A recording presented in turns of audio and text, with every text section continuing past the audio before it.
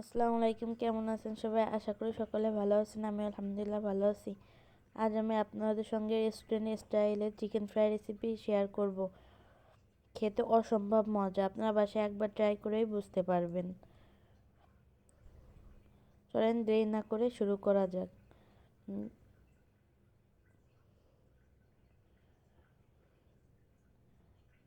আমি মাংস নিয়ে নিয়েছি। মাংসটা ছুরির উল্টা পাশ দিয়ে একটু কেচে নিতেছি।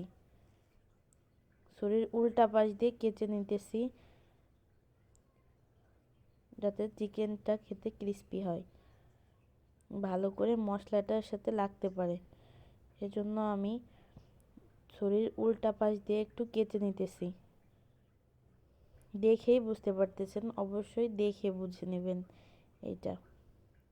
এখন একটা কাঁটা চামচের সাহায্যে আমি একটু খুঁচিয়ে নিব।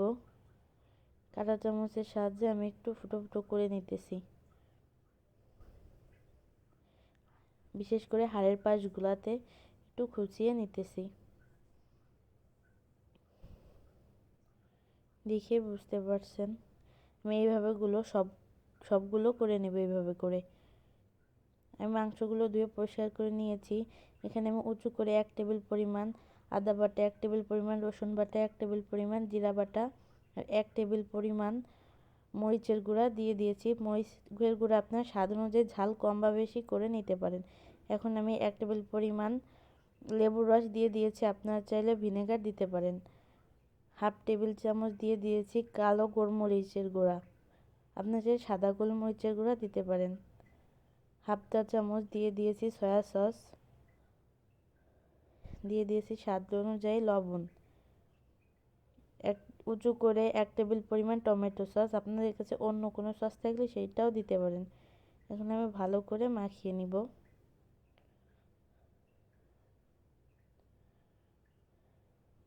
ভালো করে একটু মাখিয়ে নিব যাতে মশলাটা মাংসের ভিতরে ঢুকে যেতে পারে। ভালো করে মাখিয়ে নিব। আপনারা চাইলে বিট লবণ ব্যবহার করতে পারেন, আমার বিট লবণ ভালো লাগে না।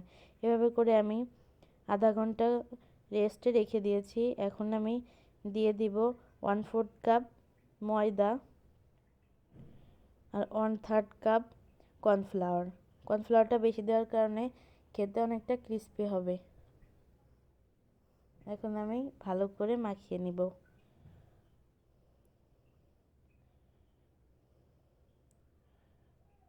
ভালো করে একটু মাখিয়ে নেব। এখন এর মধ্যে আমি দিয়ে দিব একটা ডিম।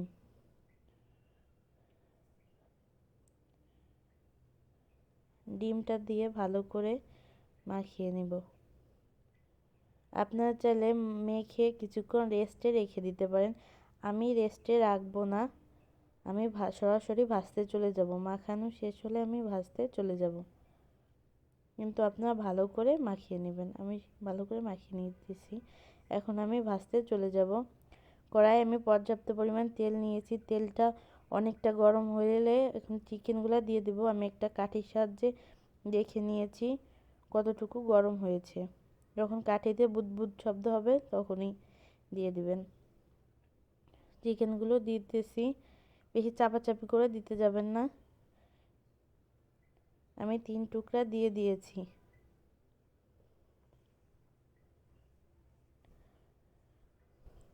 একটু নেড়ে দিতেছি যেন তলানিতে লেগে না যায়। এখন আমি 5 মিনিট ভেজে নিয়েছি, ফুল আঁচে ভেজে নিয়েছি, হাই জালে ভেজে নিয়েছি। এখন আমি ছাঁকনি দিয়ে তুলে নেব, তেলটা ঝরিয়ে তুলে নেব। এখন আবার আমি কাঁটা চামচের সাহায্যে ফুটো ফুটো করে নেব যাতে ভিতরটা জুসি হয়। দেখেই বুঝতে পারছেন। এখন আমি আবারও ভাজতে চলে যাব। আমি আবারও ফুল আছে 5 মিনিট ভেজে নিব। তেলটা অবশ্যই চেক করে নেবেন, তেলটা অবশ্যই গরম থাকতে হবে। ফুল আছে আমি 5 মিনিট ভেজে নেব। অবশ্যই আপনারা A to Z ফলো করে রান্না করলে আপনাদেরটাও অনেক মজা হবে।